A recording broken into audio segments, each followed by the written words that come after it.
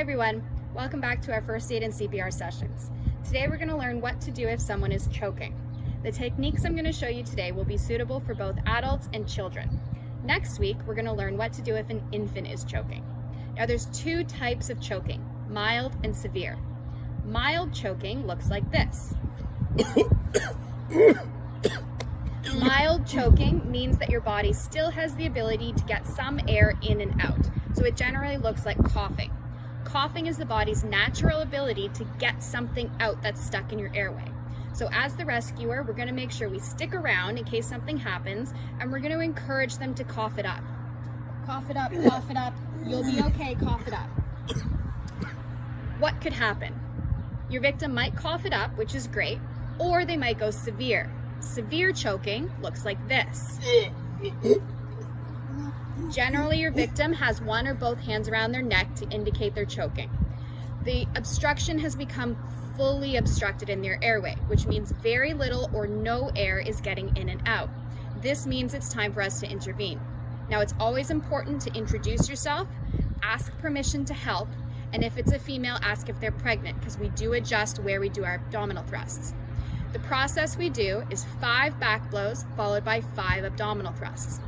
When you do your back blows, you're going to get your victim bent right over, support them the best you can, and aim hard for the center of the chest, pivoting at your elbow.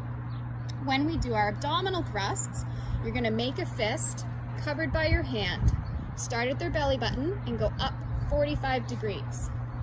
1, 2, 3, 4, 5. 1, 2, 3, 4, 5. 1, 2, 3, 4, 5. And we continue this process until something happens. Now, like I mentioned, if your victim is pregnant, instead of doing low abdominal thrusts, you'll go right up high in the chest as if you were doing compressions. Now again, what could happen? One of two things. If you're lucky, your victim might cough it up.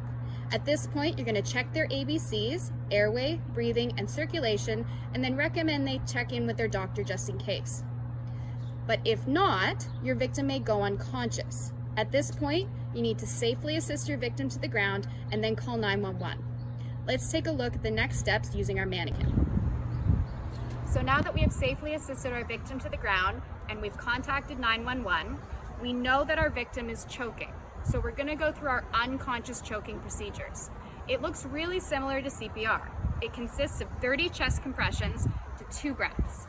But this time, the point of our chest compressions is to essentially knock the wind out of them and push the object up out of their airway and into their mouth.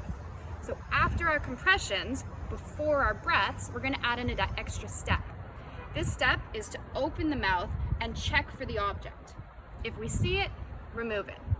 So let's see what that looks like. I've called 911, my victim's on the ground.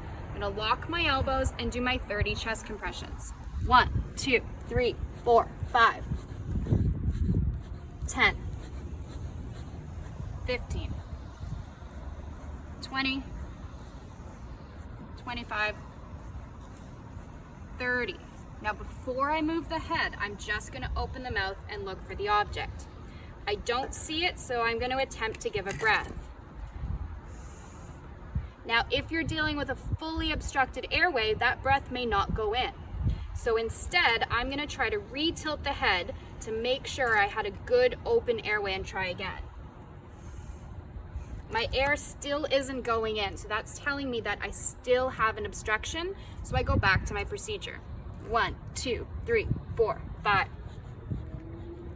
10, 15, 20, 25, 30.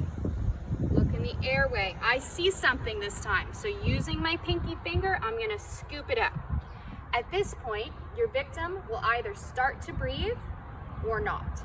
If your victim has started to breathe, congratulations. Now we're going to go back to our primary assessment that we learned in week 1, check our ABCs, and update 911. Stay with your victim until the paramedics get there. If our victim does not start breathing, we move into our CPR process. 30 compressions to 2 breaths. And again, you just keep doing that until something happens. So as a reminder for our choking procedures, If our victim is mild and coughing, encourage them to cough it up. If our victim goes severe and are conscious, 5 back blows, 5 abdominal thrusts. Once they go unconscious, contact 911, assist them to the ground, 30 compressions, 2 breaths, checking for the object in between. Next week, we'll go over the same steps, but for an infant, someone under 1 year old. See you then.